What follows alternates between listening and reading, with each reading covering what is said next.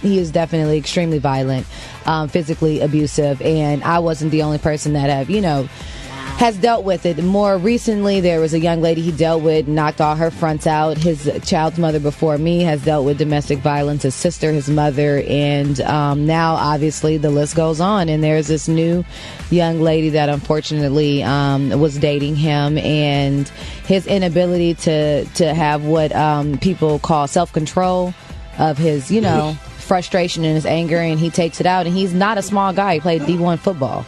So he's a nice sized guy, and obviously beat this girl up. So that wasn't you?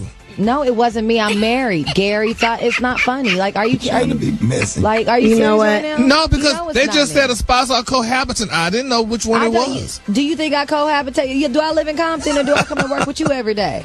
Well, sometimes we Atlanta, Gary. But you I do feel for the girl. You know what I'm saying? I was just talking to Ricky, and I was saying the sad thing about this is you got men sitting in jail right now for a nickel bag of weed.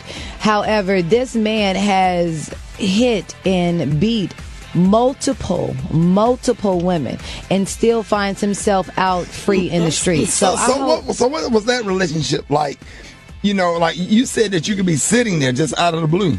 Yeah, it was I can't believe I'm talking about it, because it took me a lot of time to even get up the courage to be able to talk about it, because it's embarrassing, coming from where I come from and being as astute and as courageous as I am.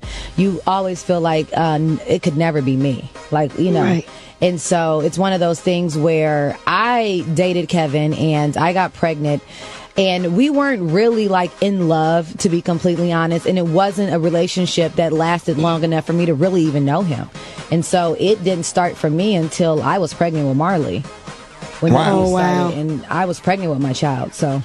And that's when the abuse started. Yep.